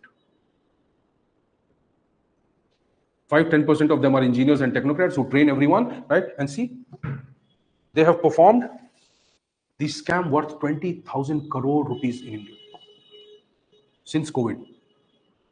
So let's say 2020 to 2024, more than 20,000 crores. So how did they learn technology? How did they understand the human behavior that, okay, this is what this person will do? Online jobs, right? Part-time jobs, use of Telegram, use of this. That means they are much more advanced than me and you people who are educated, because we are the ones who fall in their trap. Have you read about recently or not? See, the Oswal group, one of the biggest groups, right? Textile, woolen textiles, and likewise. So one of its chairman, 9 crore worth of scam. Okay, something called digital house arrest. One IPS officer, ex-IPS, one judge, many doctors. Who are these people? Highly educated people. See, how come they fall in trap? That is worth understanding. See, so whenever the reforms in law and order would be done, whenever changes in IT Act, Information Technology Act would be done, whenever government has to make a cyber policy or cyber law, it will have to understand this. See, and this is now impacted by globalization. You understand what is liberalization, privatization, globalization? This is a very important area emerging. We all know about it, right? LPG. Liberalization. What is liberalization? Reducing the controls over private sector. So government reducing its control, liberalization, allowing the private investment. We don't know from outside or inside, that is not clear, right? Liberalization. Privatization. Now, government withdrawing from various services and now asking the private sector to perform those services, right? So government is being replaced, or government is retreating, government is rolling back, going back. Like for example, let's say insurance, pension fund, that was the NPS system, market, performing various functions, transportation, metro is being made, or metro is being operated by what? Not technically a government entity. Delhi Metro Rail Corporation, right? It's like a hybrid entity, somewhere between public and private. Tolls, highways, so many things are now being operated right through the private sector. In fact, Niti Aayog is the body which is looking after PPP, public-private partnerships in India. So as of now, 227 PPPs are operating, which are functional and probably in the full mode. So you can imagine across various sectors, health, infra, road, transport, communication, whatever, various sectors, right? Extensive public-private partnerships are operating. So in fact, today we cannot imagine performing certain functions or many of these functions without private participation. That's privatization. Now, globalization is what? Now allowing this private sector to come from outside into our countries. Now making this a barrier-free exchange. Our people go outside, outsiders come in our countries. That's globalization. So initially, we were supporting privatization without globalization. Right? That's actually a good idea, where native industries can be protected. But now we are promoting privatization through globalization. And that is little difficult. So local kirana stores, grocery stores, local markets, small-scale industries, they might be destroyed. That's why government is creating some specific thing like Mudra. Mudra Yojana is basically for that, right? Or this scheme or that scheme, it is basically for that only. So we are witnessing this change mainly because of globalization now. So what is globalization doing? Globalization is barrier-free exchange or barrier-free trade amongst different nations. So there is a flow of technology, right? There is a flow of investment, there is a flow of human resource, there is a flow of material resources across countries, right? Across the countries throughout the world. So when this globalization reaches some very apex level, right? A very heightened form of globalization, that is called hyper-globalization. So hyper-globalization concepts like David held, right? There are certain scholars like Stieglitz, we'll talk about all that. So they have, or Chase and Dunn, so many scholars are there who believe that there is hyper-globalization. This hyper-globalization is doing what? Right? It is spreading so fast, first of all. Secondly, right, it is creating problems for many of the developing countries. Why? Because see, they are culturally not developed. Imagine we are not educated, or we do not have the sense of that education, literacy, but we are exposed to social media. So what will we say? What will be our statement? The girls should not go out at night. That is what still we feel. Now, I'm not talking about myself, right? I'm talking about the society. So don't take it wrongly. So girls should not go outside after 8 p.m., for example. Right? Now, these people who have this mindset, or these people who interpret someone's character by their dress, right? These people now have access to what? But they have access to technology. They have access to resources, right? They have access to money. They have influence. What they will do? So they have material wealth. They have money, right? But they do not have cultural development. So imagine something like Gurgaon or Noida or this, where you see corporate development. So in the middle of a village, you have a corporate culture emerging. Will there be conflict between them or them? It's very obvious. That is why a lot of cases of crime, molestation, this. So there's a scholar called Atul Kohli, right? Atul Kohli says that globalization has created a kind of lawlessness in many of these developing societies. And can you imagine the contradiction? Economic growth and lawlessness, both. See, should it be acceptable? That the society which is becoming economically prosperous, right, it is developing a tendency of lawlessness. But he says, see, this is the contradiction in Indian society. High GDP growth rate, right, but still crime increasing. Such paradox can happen in India only. Right. So let's come to the point, right? So let's say when globalization takes place, right, technology comes, so society or developing societies like us and many others, they get exposed to these global changes, right? But we are still not ready to accept it. So many scholars have tried to study that how administration is going to deal with them. What changes and reforms we need in administration so that they are capable of dealing with such kind of problems, right? Do we need some capacity building? Do we need some training? Do we need some attitudinal change? Do we need that or not? If you know about it, right, that's a program which one of the programs the government has launched, and that is called the National Program on Capacity Building for Civil Services, or Civil Services Capacity Building. What is the other name for this program? A Civil Services Training Program.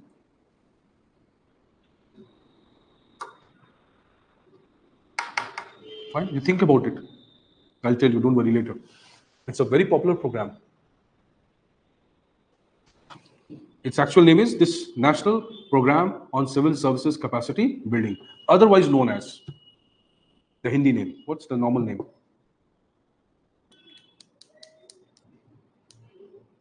So government has focused on something called National Training Policy 2012, otherwise 1998, but somewhere made operational in 2012 and implemented now after this program.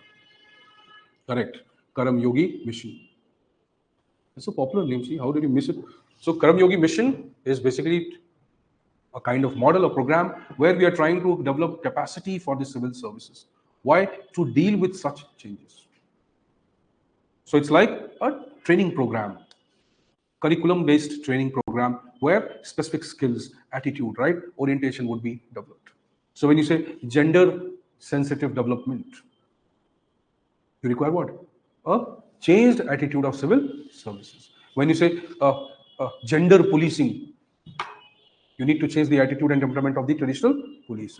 So when these changes are happening, concerned with human rights, concerned with justice, do you think that our constables and sub-inspectors know what is justice? They have not even heard of these terms ever in their lives.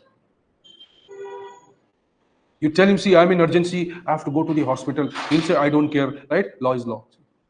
He does not apply the same thing to himself.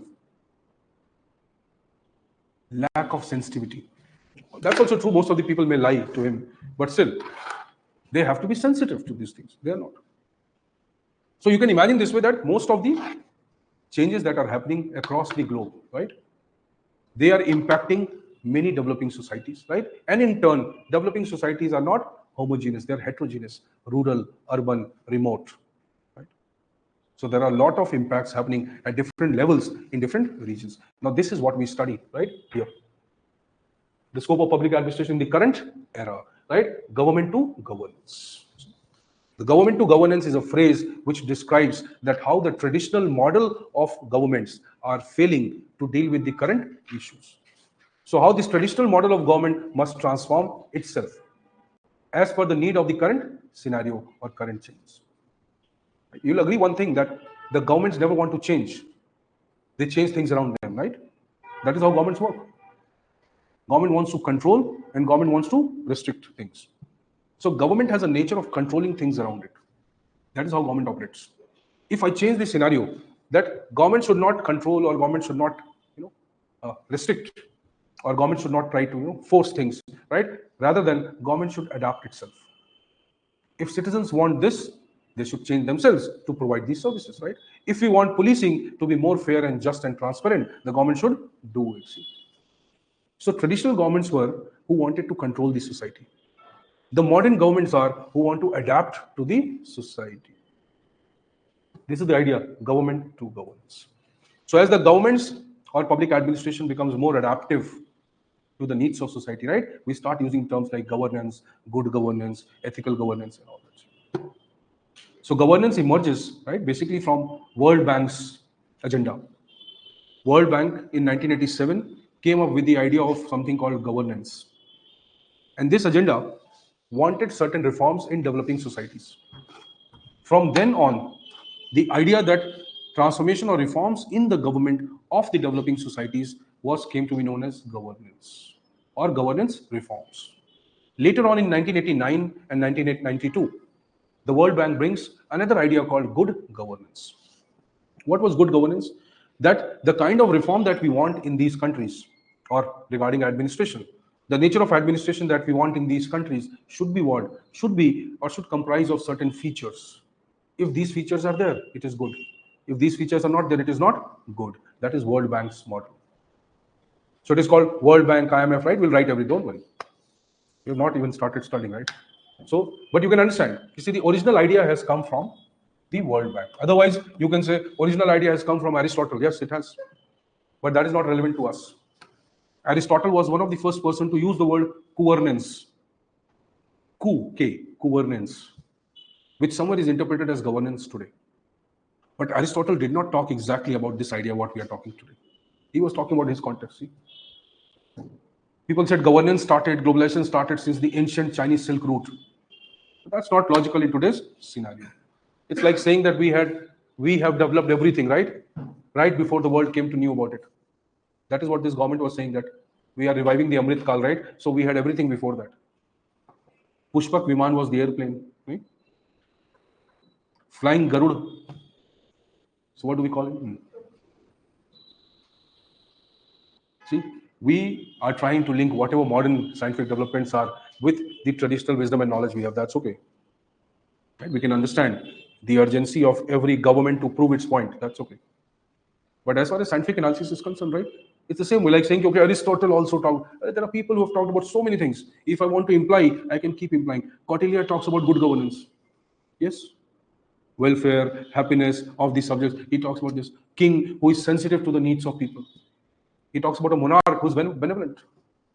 Good governance. So see, everything cannot be understood out of context. But yes, there can be some undercurrents which can be matched. So idea of good governance comes from World Bank's view. And World Bank wanted certain transformations in developing countries, especially because there was an agenda of the developed countries. So I'm very briefly telling you what was the agenda of the developed countries was to somewhere influence and interfere with the policies of the developing countries. That is called, what is the program called? Washington Consensus. You've not heard of this? You'll hear of it once you start reading your general studies more, maybe. Washington Consensus.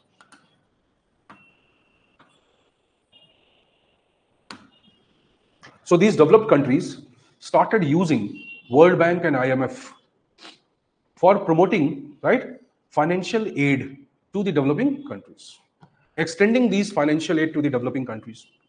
For what? For reconstruction, for development, for recovery of economy, industrialization, and likewise. So when they started providing the financial aid, they put certain conditions. That is called conditional financial aid or tied aid. The aid was tied to certain conditions. See? So 1980s, this was the popular model.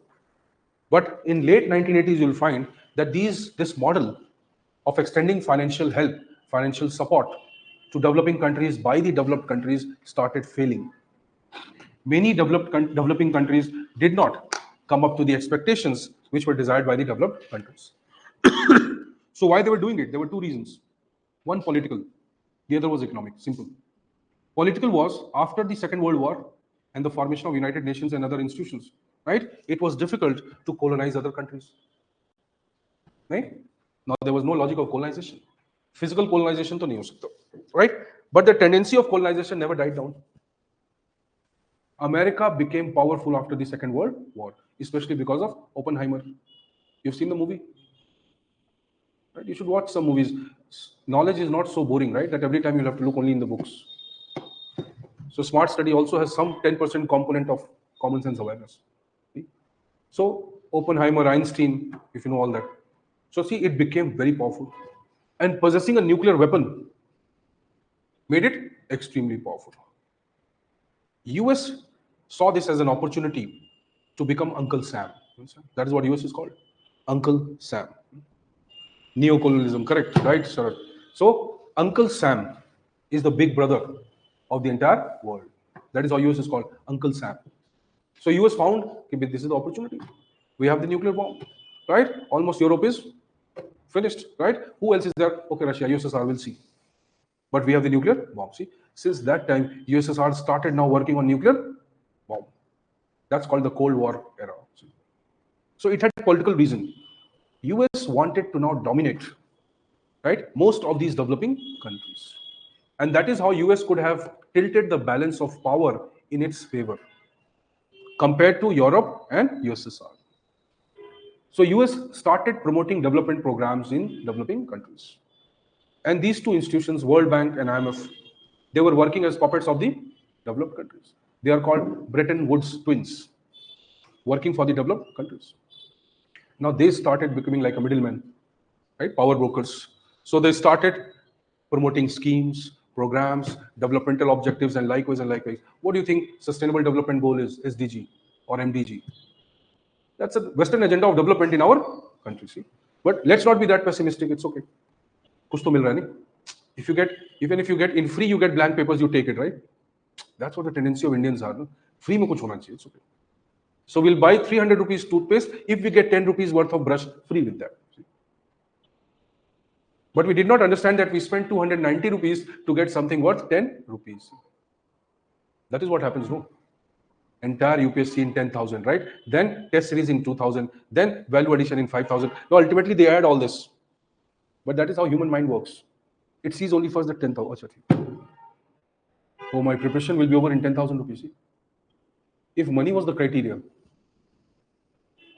you spend lakhs, you will not qualify. How money becomes a criteria, right? Money can be only an input to that. Money is not the fundamental criteria. But let's say, so they started manipulating. They started creating these, developmental initiatives. They started sending their experts. Green Revolution. Norman Borlaug. Who is he? One of the architects of Green Revolution. But who is he? Basically the capitalist agent to the developing world. See? So Swaminathan ho, yeah, Borlaug ho. Swaminathan, chalo, he's our own intellectual brain, right? But see, so these developed countries started exploiting the developing countries. Why? Because US realized that if it controls the resources, if it controls the market, right, and it controls the policies of these countries, it can dominate the entire world. But it cannot do it physically. So it cannot do it strategically. It cannot use military for that. So what should it use? It should use economics for that. That is called neo-colonialism or economic imperialism and likewise. So these ideas, right? Hegemony, American hegemony. So see, idea of governance somewhere is associated with that. That IMF or World Bank tried to project the developed countries' agenda on the developing countries. And that was called Washington Consensus. As Washington Consensus fails, because many of the countries like India opted for non-aligned movement. Countries like India started moving towards self-reliance, import substitution, right? Will not be dependent on you. We started taking that stand. We made PSUs, public sector enterprises. So we will have our own government-run commercial systems, government-run industries. So somewhere the developed countries started facing the problems that they were not able to influence. And that is why you'll see they had excessive interference in African continent, in Latin America. Because they found that their political ideologies or political frameworks were vulnerable. Right? Extreme poverty was vulnerable, and this they can exploit. But leave all that. Let's say, so governance agenda or good governance agenda comes from World Bank. As Washington Consensus declines, this idea, right? It is taken over by the idea of good governance. So this was a political reason. Then there was economic reason to control the resources of these countries, to have a ready-made consumer. For example, we have discarded toothbrushes. Let's say, right? We have old shoes. What do? We send it to a factory somewhere, get it refurbished, right? Put a new mark on that and sell it to the developing countries. Okay? See, our old goods can also be recycled and create as a new product and sold in the developing countries. What is the position of Bangladesh right now? Sponsored by US. We don't know, maybe India, but see, textile industry has broken down. And who benefits directly? India benefits from it, yes. So that's okay, right? But let's say, throughout the world, there has always been the conflict or control over resources. See, the governance or good governance agenda comes in this backdrop. That how America or these developed countries, right? They entered into the developing countries and tried to govern their policies and programs. So this is also called as encroachment over sovereignty of the developing nations. So see, good governance agenda has multiple perspectives. Some feel it is a development agenda. Some feel it is a political agenda, right? So we'll talk about all this. There are a lot of contributors to that. Fine. Then another portion is the dichotomy Wilson's contribution, right? We'll take up tomorrow, don't worry. Wilson's contribution is little unique in that regard. We study him separately. When we talk about evolution of PubAd, so we have talked about theoretical aspects, right? How it originates, what are the ideas. Now Wilson becomes one of the prime contributors. The reason for the emergence of public administration as a separate area of study. Wilson is one important reason, but not the only reason. So why Wilson becomes important? Because Wilson brings something called, or he doesn't say that, right? But he somewhere brought the perspective of dichotomy. Wilson was one of the important contributors or scholars to understand that democracy has a lot of contradictions. Just like de Tocqueville is a scholar, right? We just know the name. So de Tocqueville has also used the same idea. Democracy suffers from excess of democracy. You understand? The biggest problem with democracy is not lack of democracy, but excess of democracy. What does it mean? Correct. Lot of noise, no voice. Lot of opinions, no consensus. Everybody wants something for themselves. How to arrive at that decision, that what to do which pleases everyone. You cannot do that. Will people be ever satisfied in democracy? Never.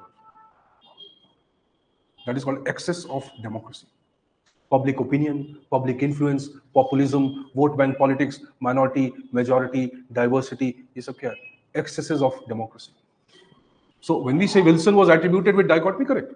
But what exactly is the idea of dichotomy? See, he believed his fundamental analysis is related to the democracy-bureaucracy relationship or politics-public administration relationship. He says public administration suffers from inefficiency because of politics.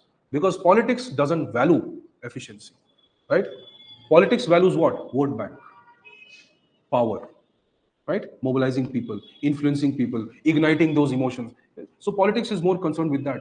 So he says the fundamental understanding of public administration arises from the fact that it should not be allowed to be manipulated by political system. So what is the way out? That is what he calls as dichotomy. Let us separate politics from administration. How do we separate? How do we separate? First, simple, academically. Right? Political science scholars study political science. The public administration scholars will study public administration. So he says first fundamental distinction is academic. Where political science is studied, PubAd will not be studied. Academic separation. That is also called intellectual separation. The study of administration should emerge as a separate study, right, from the fold and domination of political science. That was the first fundamental. Second, separation of politicians from administrators. That is also logical. Who are politicians are not administrators. Who are administrators, they can become politicians. That's a different thing, right? But while they are working in the system, they are different. See? Then, different systems. What is a political system is not an administrative system. Is legislature an administrative system? No. Is prime minister an administrative official? No. Secretary is administrative. CAG is administrative. Election commission is administrative. So that was the third level. Separate the organizations or institutions of politics from institutions of administration. And like we see, dichotomy as an idea emerges. That is Wilson's contribution, or at least Wilson's, one of the contributor is Wilson. And that is why he came to be known as father of PubAd. Now a lot of questions come whether he should be treated as father of PubAd or not. So we are still debating whether Gandhi should be the father of India or not. Now that debate has started on social media, right? So this would not be a tough discussion for us, right? Because we are already going through a tougher discussion. Who should be the father of nation now? So that's okay. See, so Wilson was regarded, but there is again a debate around it. Should he be accepted or not? There are a lot of other scholars who contributed to this idea. So there were implications of this idea dichotomy. The subject modified its content as per this idea. Okay, the early scholars started neglecting the study of political system. Later on, it was realized that without a minister, right, public administrator is nothing. So 1940s, 50s, 60s, see the idea changing. That if there is no minister, right? What will administrator do? Nothing. What policy will you implement when there is no policy? So later on, these ideas change. So we'll talk about it, right? So this 1, 2, 3, these 3 units, they are the basis of the entire paper 1. And they have a lot of in-depth information and knowledge. So don't go for the prima facie, the syllabus which is there, right? When you start exploring it, you'll find that it takes a lot of time to deal with them. But once you have gone through that process, right, you can understand a lot of things. That means scoring 160, 170 in paper 1 is easy, provided you have conceptual clarity. If you do that, right, some probability of paper 2, because it is more open-ended, no? What is your view regarding recent reforms of Election Commission of India? Now you write the reforms, then you have to write the view. That means there you will find certain open-ended questions. So there is probability, right? But you can reduce it, right? Let's say 140, 130, good mark. But if we get 160, 170 here and 150 somewhere there, 140 to 150, right? We can easily get 300 plus. And that is a better strategy. Why? Paper 1, it is conceptual, it is little complicated, right? But what it is. You understand? If you understand the concept once, you can write it. And what you will write will be correct. So see, paper 1 becomes more objective. Paper 2 becomes more subjective. That's the problem. So if you make a good strategy in this paper, then you can enhance your score beyond 150, 160, right? Students have got it. It's easy to get because you know exactly what they can ask or how much they can manipulate it. Paper 2 is much easy, right? But see, it is open-ended. We do not know exactly will they ask a GS question in that, or they will ask a current development in that. Like, for example, this year they have asked NITI Aayog's new data policy or NITI Aayog's views regarding the new data policy. See, that was something, a proposal made by NITI Aayog in 2021. Now they are asking in 2024. Nobody remember the scheme 3 years back, right? Maybe we'll not read the scheme. So see, you understood this much? It's okay, right? So if you, like I said yesterday also, if you need a break, you tell me. Right? So if you need a break, I'm not giving breaks right now. Once we have the class full-fledged, I will give you the break, right? So if you should not get overheated here, right? So because we are used to that. We have already been exploited and used by the UPSC now. So it doesn't matter to us now, right? But you've just started, so you should take it easy. So if you want a break, you can just ask me, right? Kindly get this. If you have this syllabus, good. Get it tomorrow again. See you then.